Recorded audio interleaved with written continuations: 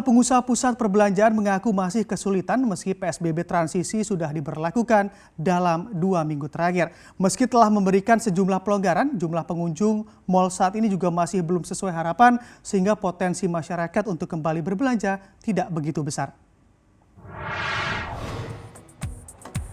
Sejak PSBB transisi kembali diterapkan 12 Oktober lalu, jumlah pengunjung di pusat perbelanjaan memang belum bertambah secara signifikan.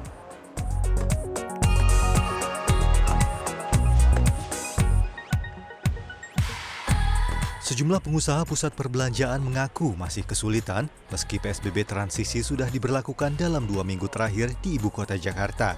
Daya beli masyarakat yang rendah membuat tren penjualan belum mampu menutupi biaya yang dikeluarkan semasa pandemi berlangsung. Meski telah memberikan sejumlah pelonggaran, jumlah pengunjung mal saat ini juga masih belum sesuai harapan, sehingga potensi masyarakat untuk kembali berbelanja tidak begitu besar.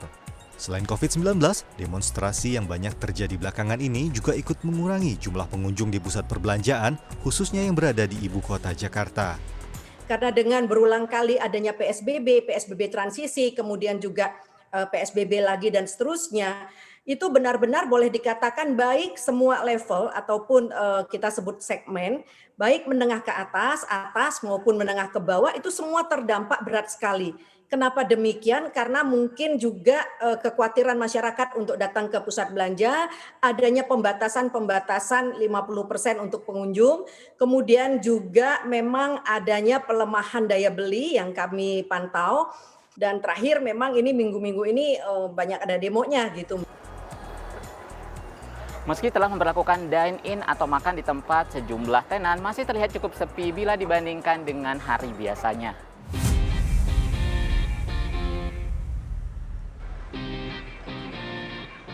Saat PSBB transisi kembali diterapkan 12 Oktober lalu, memang ada tanda kebangkitan dari sejumlah pusat perbelanjaan. Namun, meski jumlah pengunjung dibatasi 50% saja, nyatanya jumlah pengunjung rata-rata pusat perbelanjaan saat ini hanya berkisar 20 hingga 30% dari waktu normal. Untuk segi traffic, trennya itu memang naik secara perlahan-lahan. Dulu waktu PSBB total, traffic kita itu di 10%-an. Sekarang tiap harinya naik 1-2%. Seperti itu. Untuk sampai hari ini tuh sudah berapa persen, Pak? Untuk sampai hari ini kurang lebih di angka 30-34% dari angka normal dahulu.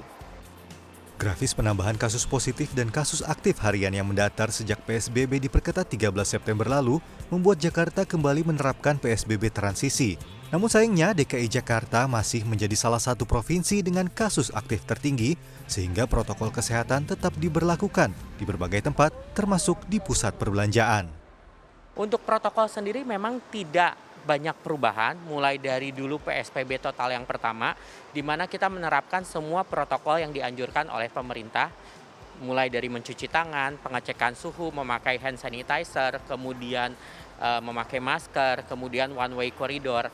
Tambahan pada saat PSBB transisi kedua ini adalah pada saat pengunjung mal, pengunjung Kota Kasablanka masuk ke mal, itu mewajibkan mereka untuk scan QR Code, di mana di scan QR Code itu diwajibkan untuk memasukkan nama dan nomor telepon untuk data tracking. Bagi Anda yang ingin berkunjung ke pusat perbelanjaan, jangan lupa untuk mematuhi protokol kesehatan yang ada. Tim Liputan CNBC Indonesia.